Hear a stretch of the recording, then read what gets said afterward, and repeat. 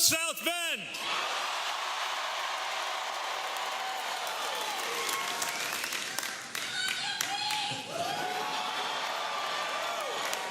It means so much to be here with all of you today. And I want to thank everybody who is part of that program. Father Brian, for your guidance and prayers, for not being fazed by divine intervention. Bishop Miller, for your spiritual and civic leadership. Janet Hines-Norris, for that amazing performance. I want to thank our fire department honor guard and thank all our first responders for everything you do to keep us safe. Thank you, Renee Ferguson, for your mentorship and your passion for justice. And Mrs. Chismar, everyone should have at least one person in their lives who believes in them the way you believe in your students.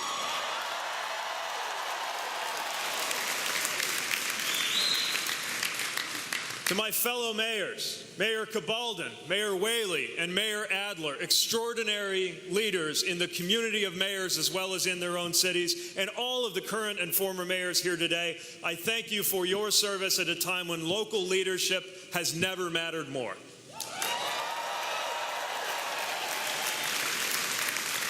And I want to ask everyone here to help thank my unbelievably talented staff and volunteers, each doing the work of 10 people, living out the values of this project and making it all possible. Thank you.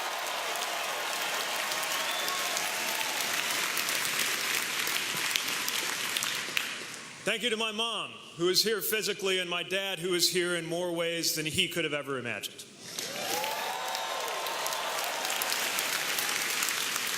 And to Chasten, my love.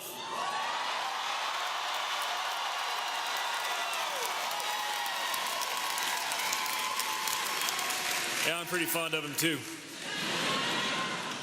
For giving me the strength to do this and the grounding to be myself as we go.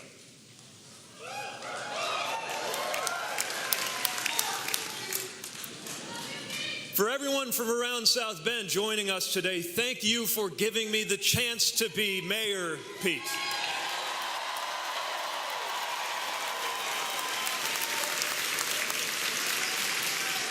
And for everyone who came from far and wide, welcome to South Bend.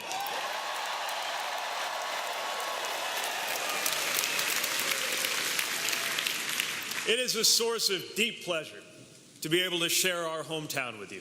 I'm glad you can see it for yourself, because this city's story is such a big part of why I'm doing this. I grew up in South Bend, in the same neighborhood where Chasten and I live today with our two dogs, Buddy and Truman.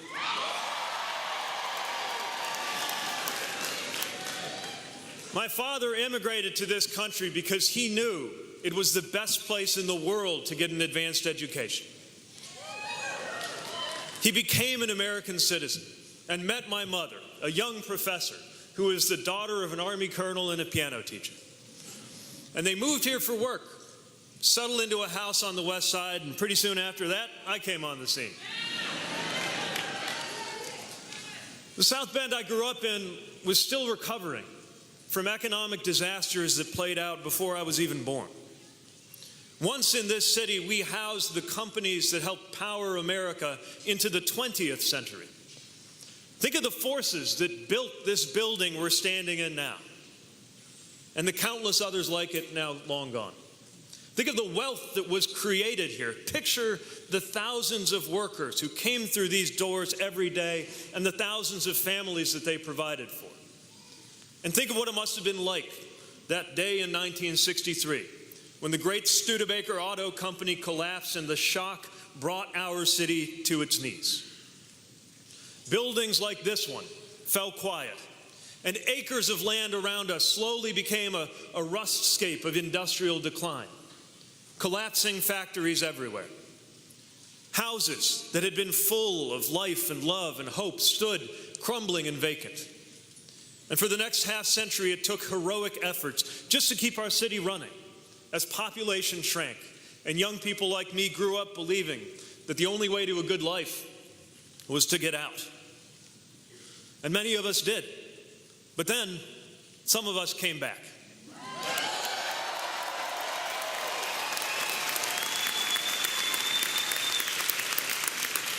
We wanted things to change around here. And when the national press called us a dying city at the beginning of this decade, we took that as a call to arms. I ran for mayor in 2011 knowing that nothing like Studebaker would ever come back, but believing that we would, our city would, if we had the courage to reimagine our future.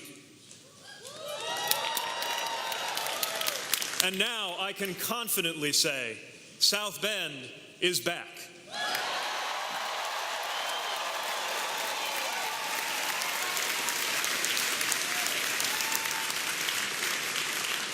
More people are moving into South Bend than we've seen in a generation. Thousands of new jobs have been added in our area, billions in investment. Now, there's a long way for us to go, but we have changed our trajectory and shown a path forward for communities like ours. And that's why I'm here today, to tell a different story than Make America Great Again. Because there's a myth being sold to industrial and rural communities, the myth that we can stop the clock and turn it back. It comes from people who think the only way to speak to communities like ours is through resentment and nostalgia. They're selling an impossible promise of returning to a bygone era that was never as great as advertised to begin with.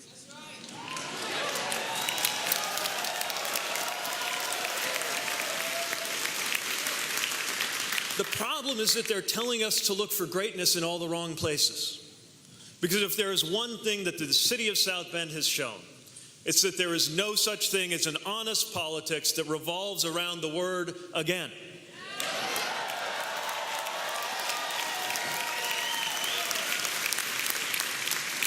It is time to walk away from the politics of the past and towards something totally different.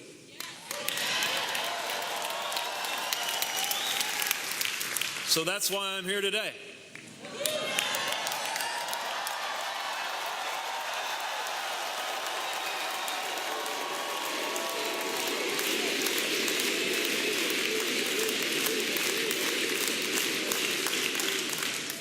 I'm here to join you to make a little news.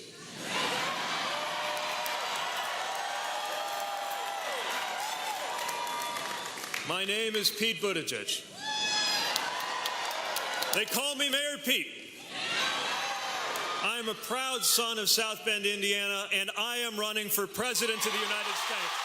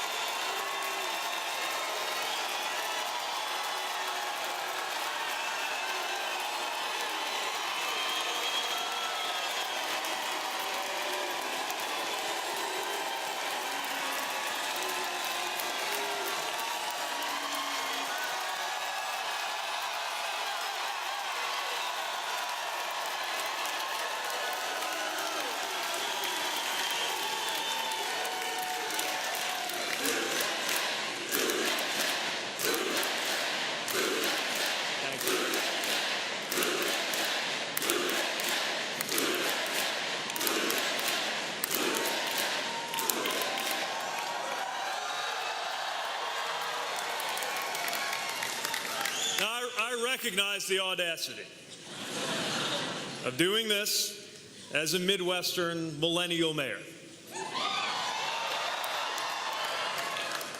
More than a little bold, at age 37, to seek the highest office in the land.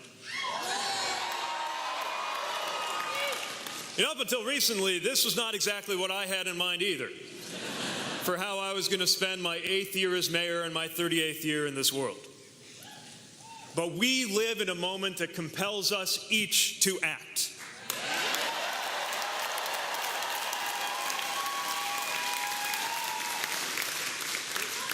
The forces changing our country today are tectonic.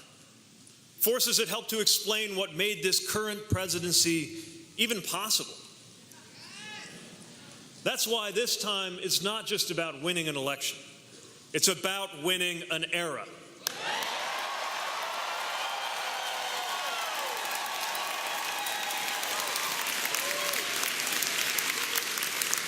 not just about the next 4 years. It's about preparing our country for a better life in 2030, in 2040, and in the year 2054, when, God willing, I get to be the same age as our current president.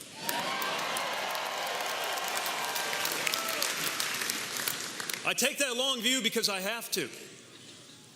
I come from that generation that grew up with school shootings as the norm. The generation that produced the bulk of the troops in the post-9/11 conflicts.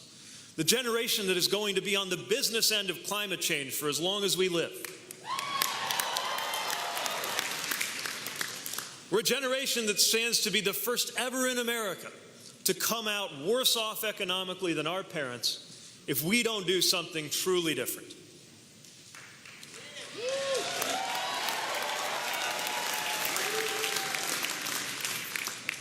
This is one of those rare moments in between whole eras in the life of our nation.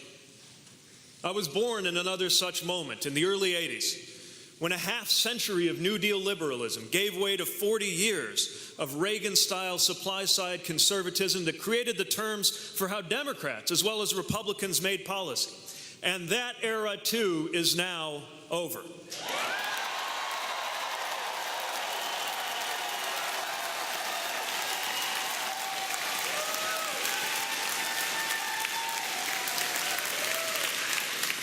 So if America today feels like a confusing place to live, it's because we're on one of those blank pages in between chapters. Change is coming, ready or not. The question of our time is whether families and workers will be defeated by the changes beneath us, or whether we will master them and make them work toward a better everyday life for us all.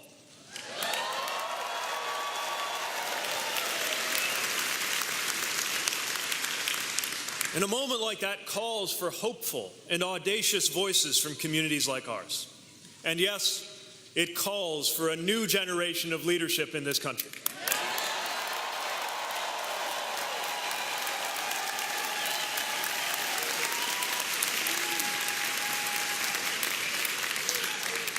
The principles that will guide my campaign for president are simple enough to fit on a bumper sticker: freedom, security, and democracy.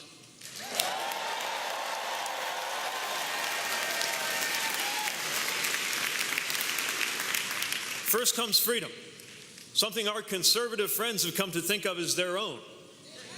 But let me tell you, freedom does not belong to just one political party.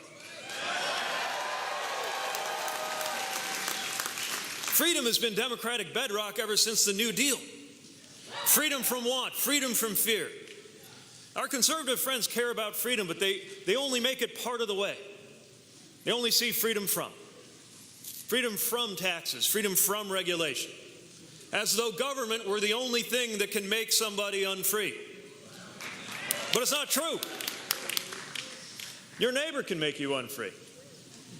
Your cable company can make you unfree. Your freedom depends on a lot more than just the size of your government. Healthcare is freedom, because you're not free if you can't start a small business when leaving your job means losing your healthcare.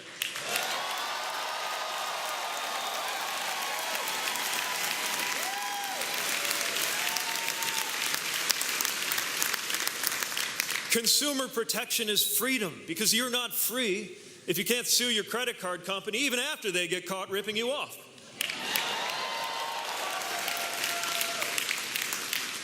Racial justice is freedom, because you're not free if there's a veil of mistrust between people of color and the officers sworn to keep us safe.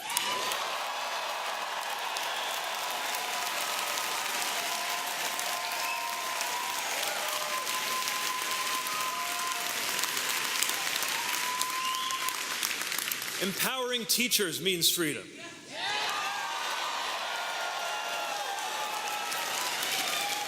Because you're not free in your own classroom if your ability to do your job is reduced to a number on a page.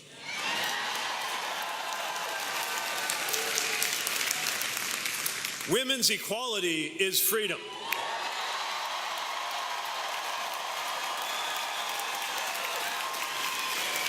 Because you're not free free if your reproductive health choices are dictated by male politicians or bosses.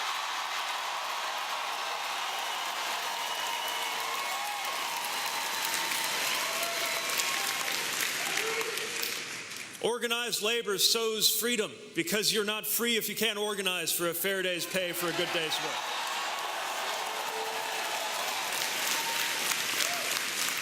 And take it from Chasten and me, you're not free if a county clerk gets to tell you who you ought to marry because of their idea, their political beliefs.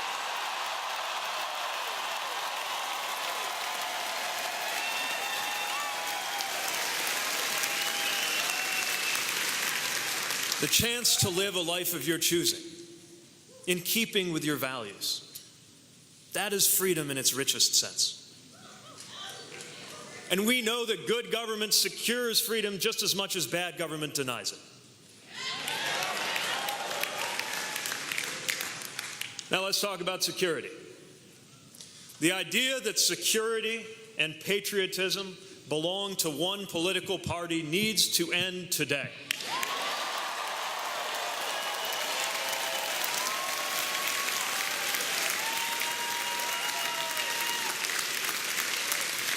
We are here to say that there is a lot more to safety and security than putting up a wall from sea to shining sea.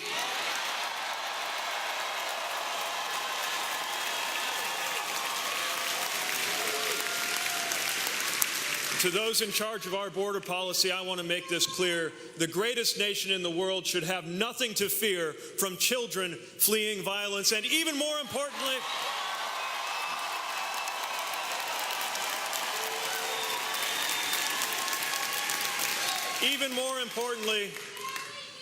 children fleeing violence ought to have nothing to fear from the greatest country in the world.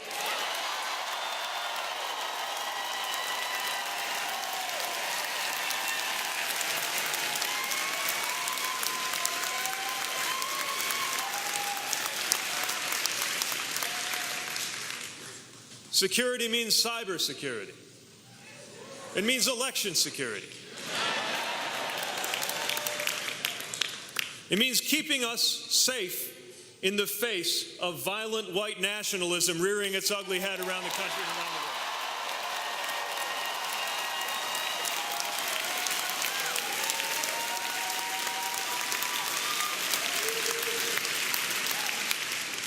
And let's pick our heads up to face what might be the greatest security issue of our time: climate change and climate disruption.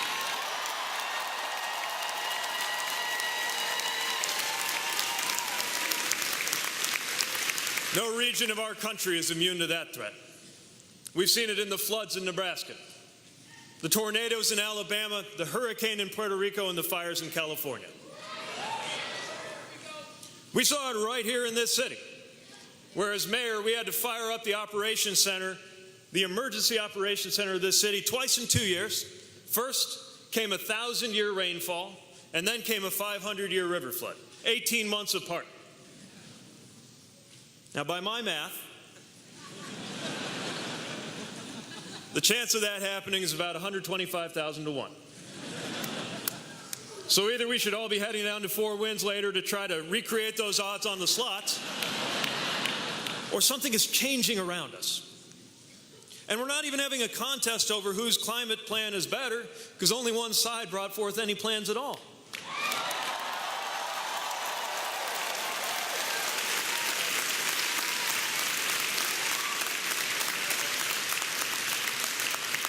If you don't like our plans on climate, fine, show us yours.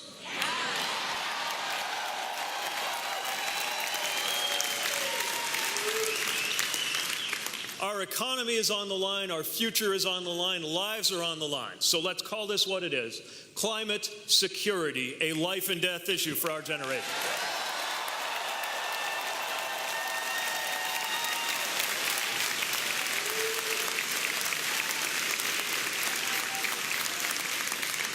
And now let's talk about democracy. Because no issue we care about, from gun safety to immigration, from climate to education to paid family leave, none of it will be handled well unless our democracy is in better shape. Our democratic republic is an elegant system, but lately it hasn't been quite democratic enough. It's not democratic enough if legitimate voters are denied the ability to exercise their rights because one side thinks as a matter of political strategy that they're better off if fewer citizens are able to vote.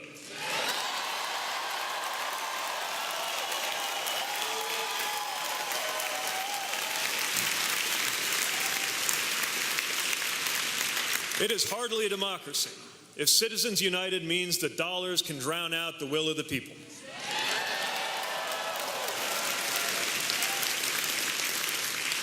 It's not much of a republic if our districts are drawn so that politicians get to choose their voters instead of the other way around.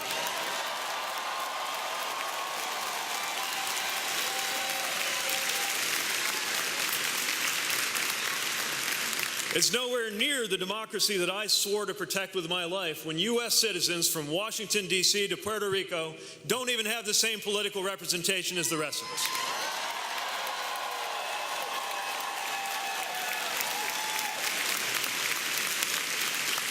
And we can't say it's much of a democracy when twice in my lifetime the Electoral College has overruled the American people.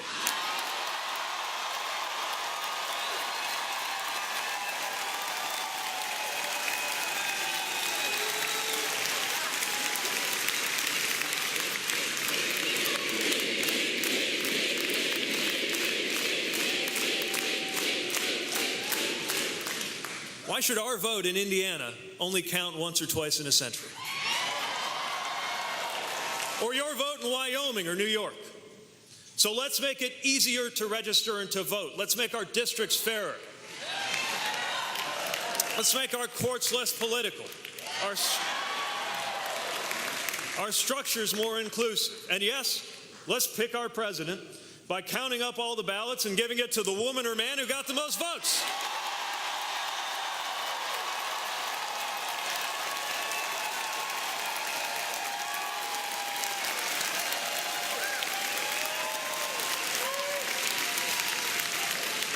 Now, I like talking about systems and structures, philosophies and theories, but nothing about politics is theoretical for me. Someone said all politics is local. I would say all politics is personal. Time and time again, moments in my life have forced me to realize what politics really means. I learned it when I went overseas on the orders of a commander-in-chief. When you write a letter and put it in an envelope marked just in case and set it where your folks can find it, you never again lose sight of the stakes. And by the way, when I was overseas, each one of the 119 trips I took outside the wire, driving or guarding a vehicle, we learned what it is to trust fellow Americans with our lives.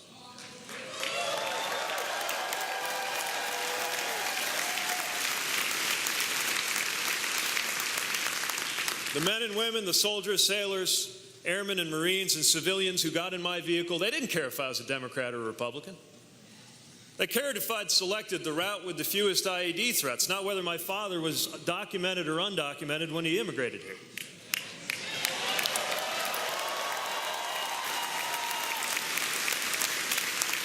They cared if my M4 was locked and loaded, not whether I was going home to a girlfriend or a boyfriend.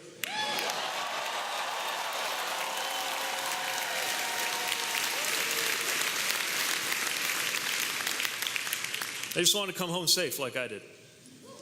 They wanted what everybody wants, to do a good job, to live well, and to come home. And making sure that kind of thing happens is what politics is for. Politics matters because it hits home. It hits home at our most vulnerable moments. Like the day last fall when I left my mother's hospital bedside to go find my dad across town in the middle of his chemotherapy treatment to let him know she was going to need immediate heart surgery. Not the kind of thing you put in a text message. So I had to go find it.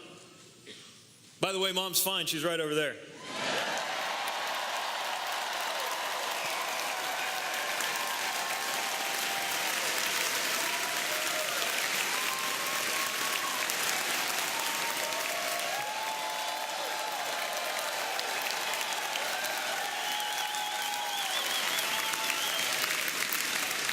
Right over there with my amazing in-laws, but that's a different story.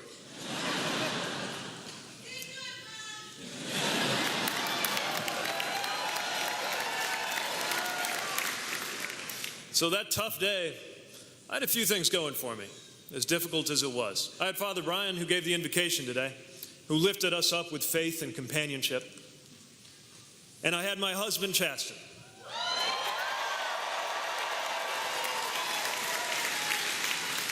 He was right there at the hospital.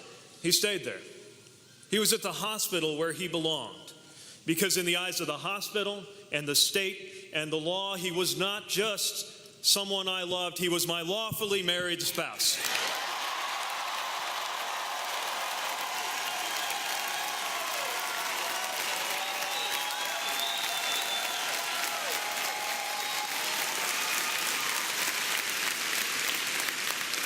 Our marriage exists by the grace of a single vote on the U.S. Supreme Court. 9 women and men sat down in a room and took a vote, and they brought me the most important freedom in my life. Mom started getting better right away. Dad started getting worse. We lost him earlier this year. And as I watched things change, from him caring for her to her caring for him, and the two of us trying to take care of the two of them. Once again, we found our lives shaped by the decisions of those with power over us. Decisions that made us better off. Because some people in Washington made the decision to bring us something called Medicare.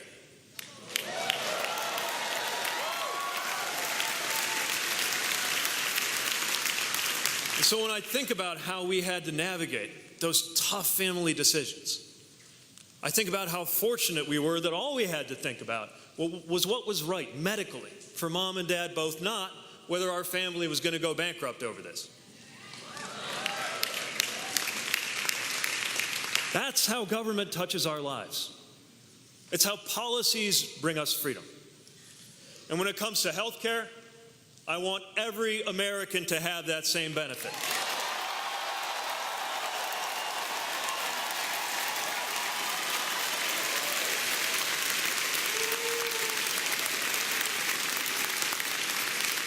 This is why Washington matters. Not the political ups and downs, not the daily drama of who looked good on cable in a committee meeting, but the way that a chain of events that begins in one of those stately white buildings reaches into our lives, into our homes, our paychecks, our doctor's offices, our marriages. That is why this country was invented in the first place, and that is what's at stake today.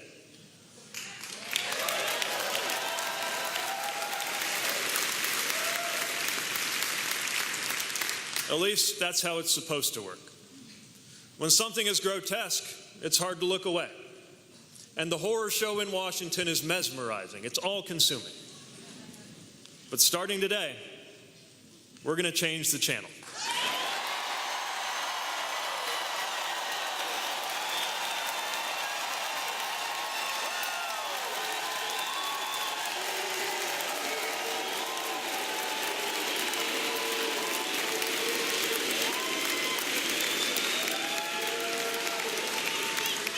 Sometimes the dark moment brings out the best in us, helps us find what is good in us. Dare I say, what is great in us. Because I do believe in American greatness. I believe in American values. And I believe that we can guide this country and one another to a better place. After all, running for office is an act of hope.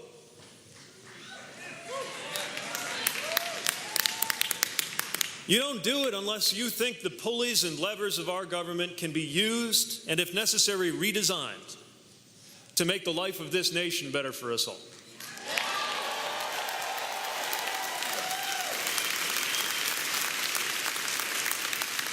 You don't do it unless you believe in the power of a law, a decision, sometimes even just a speech, to make the right kind of difference, to change our lives for the better, to call us to our highest values. Things get better if we make them better.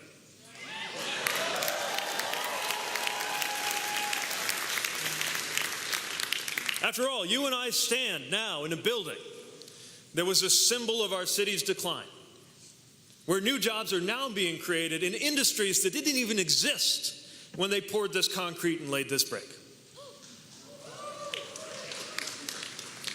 You and I stand in a city that formally incorporated in 1865, the last year of a war that nearly destroyed this country. What an act of hope that must have been. We stand on the shoulders of optimistic women and men. Women and men who knew that optimism is not a lack of knowledge, it is a source of courage.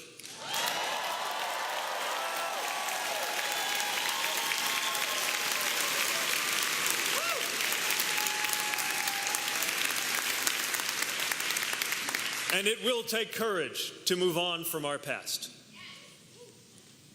We're not going back. You know, if I did get a chance to go back, it wouldn't be out of a desire to live in that past. If I went into the past, I'd go just 20 years back. So I could find a teenage boy in the basement of his parents' brick house, thinking long thoughts as he played the same guitar lick over and over again on his little Stratocaster, wondering how he could belong in this world. Wondering if his intellectual curiosity means he'll never fit in. Wondering if his last name will be a stumbling block for the rest of his life. Wondering what it means when he sometimes feels a certain way about young men he sees in the hall at school. If it means he'll never wear the uniform, never be accepted, never know love. If I found him and told him what was ahead, would he believe me?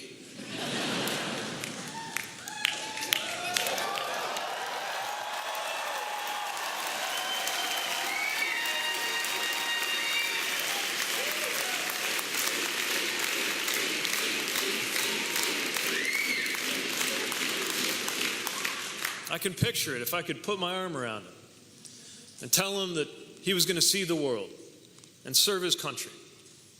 That he would not only find belonging in his hometown, but be entrusted by its citizens with the duty of leading it and shaping it.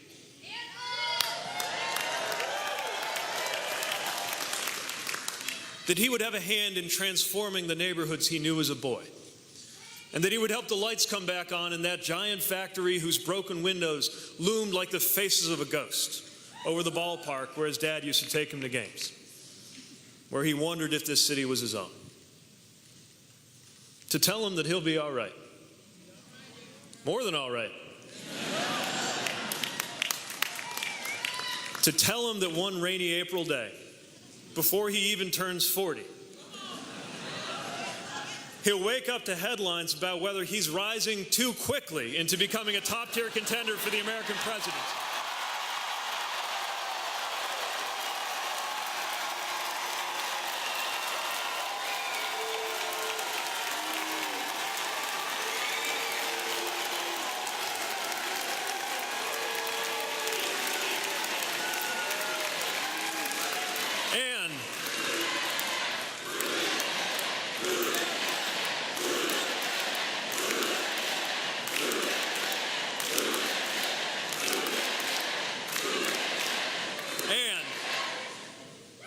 To tell him that on that day when he announces his campaign for president, he'll do it with his husband looking on.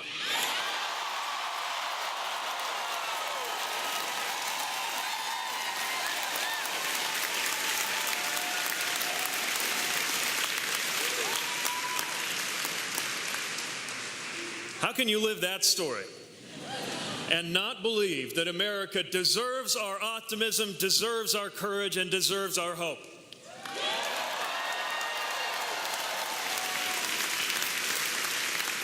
Yes, running for office is an act of hope. So is supporting someone running for office. So this afternoon, are you not hopeful?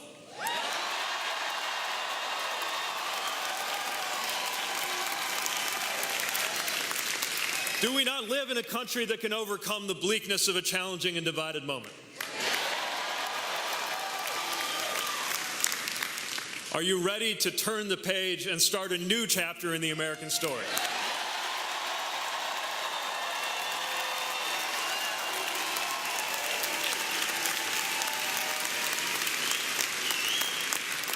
if you join me, if you and I rise together to meet this moment, one day they will write histories, not just about one campaign or one presidency, but about the era that began here today in this building where past, present, and future meet, right here this chilly day in South Bend.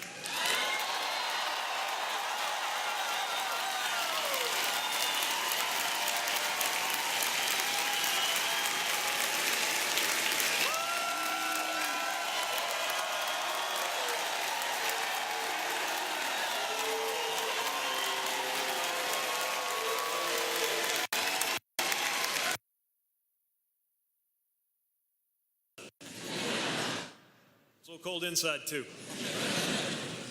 But we've had it with winter. You and I have the chance to usher in a new American spring.